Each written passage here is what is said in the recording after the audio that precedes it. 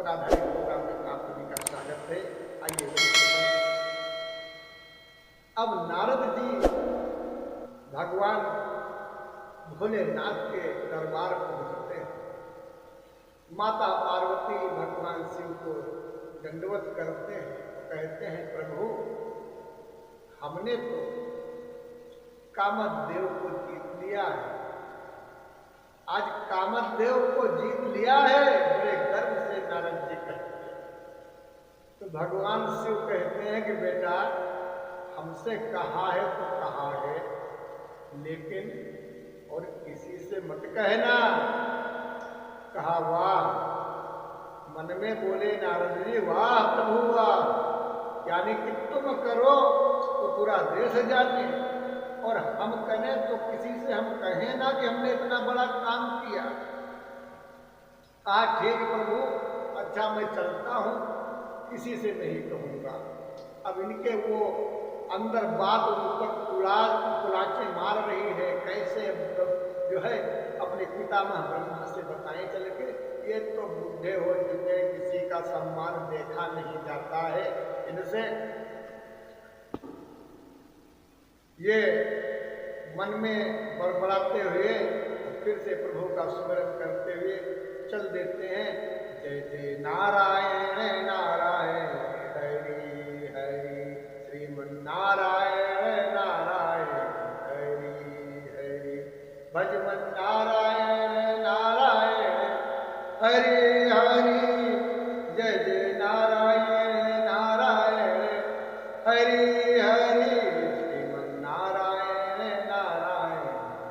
वीणा बजा रहे हैं।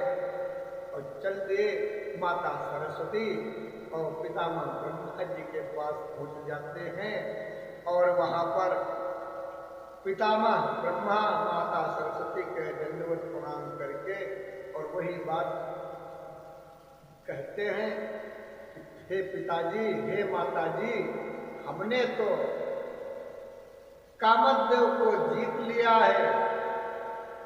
तो पिताजी ने कहा कि बेटा हमसे कहा है तो कहा है, और किसी से मत कहना।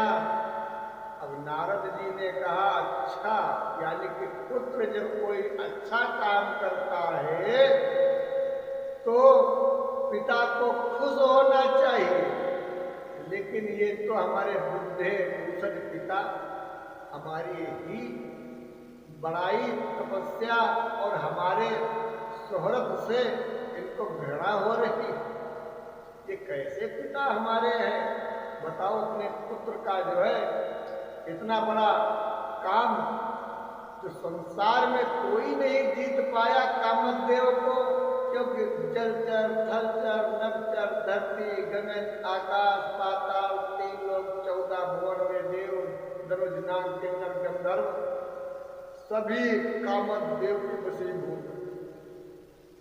अब नारद जी ने कामदेव को जीत लिया तो पिता से ये सहा नहीं गया। कहा बेटा किसी से मत बताना। कहा ठीक पिताजी, किसी को नहीं बताऊंगा, अच्छा मैं चलता। अब वो बात उनके कुलाचे मार रही है। चल दिए भजन करते हुए, जय जय नारायण नारायण हरि हरि, जय जय नारायण नारायण हरि हरि, बोलो नारायण नारायण हरि हरि। प्रभु का स्मरण करते करते और नारायण के धाम वैकुंठ पहुंच जाते हैं। वहां माता लक्ष्मी को और लक्ष्मी नारायण भगवान को दंडवत प्रणाम करके और कहते हैं, प्रभु हमने कामदेव को जीत लिया है। तो भगवान विष्णु कहते हैं, श्री हरि लक्ष्मी नारायण कहते हैं कि बेटा बहुत बढ़िया काम किया तुमने। अरे तुम तो पूरे विश्व विख्यात हो गए, तुम्हारे समान संसार में कोई है ही नहीं। वाह, बहुत अच्छा काम किया है। जाओ वैकुंठ में थोड़ा विचरण कर लो, मीठा जलपान कर लो, भंडारा प्रसाद ग्रहण कर लो, और थोड़ा थक गए होंगे, थोड़ा टहल लो वैकुंठ में। का ठीक पिताजी प्रभु चलते हैं, थोड़ा अब खुशी का ठिकाना नहीं रहा।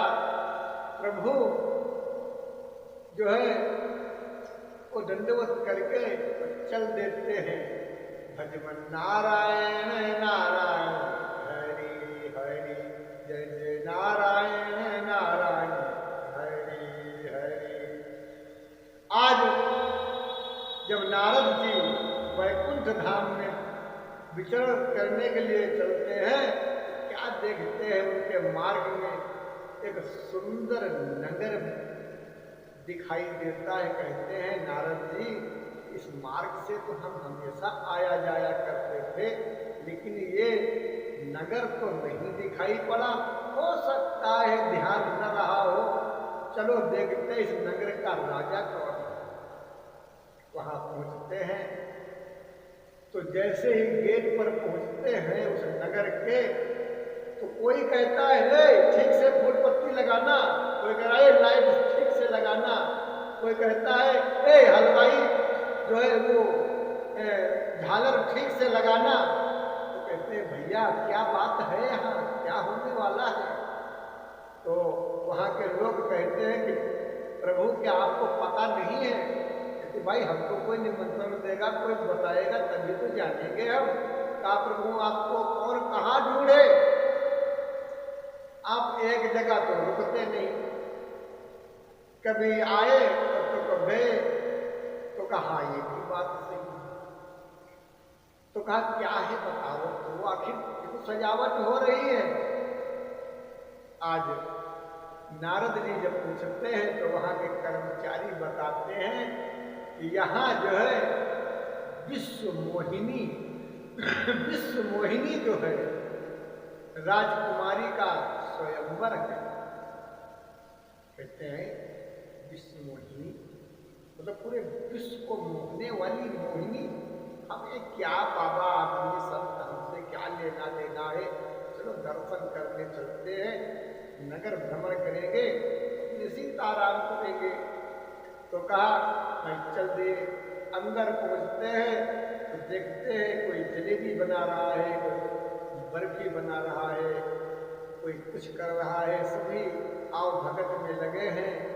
आज राजा वहां का आता है और नारद जी के पैर छू करके कहता है कि हे प्रभु हमारी बिटिया का भविष्य बता दो, जो दूल्हा आज यहाँ पर स्वयंवर है, कैसा दूल्हा मिलेगा पता नहीं, भगवान जाने कैसा वर्ण बिटिया करेगी।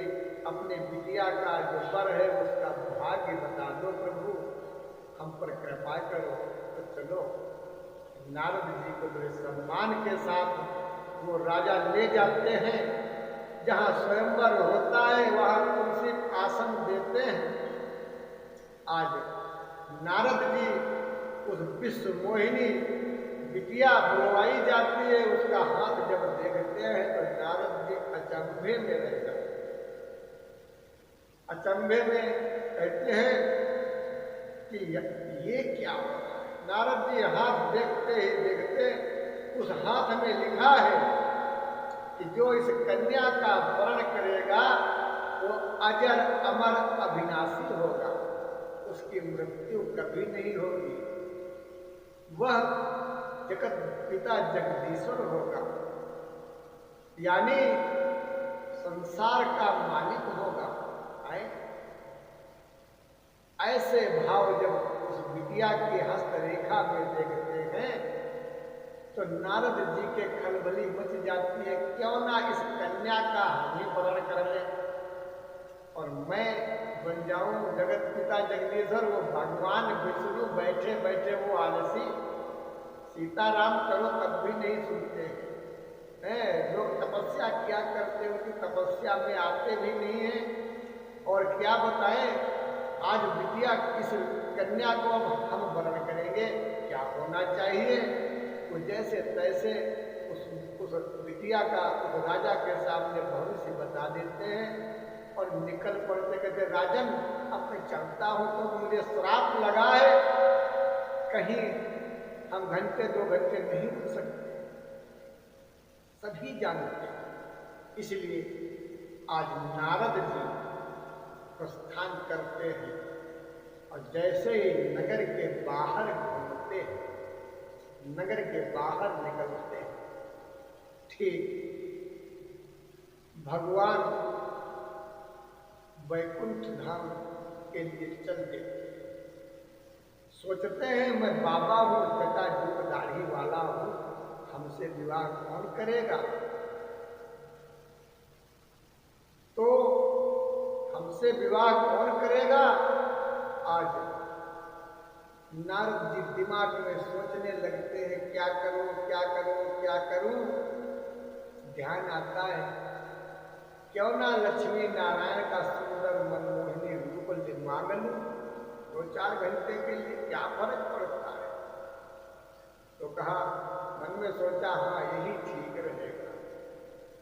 कहा वैकुंठ जाऊंगा तो बड़ी देर हो जाएगी, स्वयंवर तो घंटे 2 घंटे में ही होने वाला है, अब क्या करूं। आज नारद जी ध्यान करते हैं प्रभु का, भगवान हे लक्ष्मी नारायण पधारो। भगवान तो चाहते थे कि तुम पुकारो हम फाट पड़े। जैसे ही भगवान को पुकारा भगवान फाट पड़े, उनको कहीं लेने जाना थोड़ी है। वो तो लक्ष्मी नारायण जहां से चाहे वहीं से प्रकट हो जाते हैं। आज भैया भगवान श्री हरि लक्ष्मी नारायण प्रभु प्रकट हो जाते हैं। कहते हैं नारद, अरे बेटा क्या बात है? कहा प्रभु सब गड़बड़ हो रहा है। कहा क्या? कहा प्रभु भूख लगती है तो ठीक कर मैं अपने आप सिद्ध करता हूँ, प्रभु कुछ जुगाड़ बनाओ। कहते क्या जुगाड़ बनाओ? अरे गण। कहते हाँ महाराज, नारद जी के लिए भौरिया बनाओ दो और सब्जी। कहते नहीं प्रभु वो नहीं चाहिए। कहते फिर क्या चाहिए? कहते हैं प्रभु आश्रम में तो झाड़ू लगाने वाला नहीं है। ऐसे तो एक गण, अरे गण भाई नारद जी के साथ चले जाओ, इनकी झोपड़ी में कूड़ा करकट होगा वो साफ कर दो। फिर कहते नहीं प्रभु वो नहीं चाहिए। कहते क्या चाहिए? नहीं प्रभु जो प्रभु वो कह नहीं पाते हैं नारद जी। कहते प्रभु अब ना भगवान तो हर एक चीज को समझ रहे हैं ना। अब नारद जी नहीं भगवान से कह पाते हैं तो डायरेक्ट कहते हैं प्रभु अच्छा ऐसा करो, प्रभु 2 घंटे के लिए अपना रूप दे दो हमको। कहते हैं ठीक दे दिया।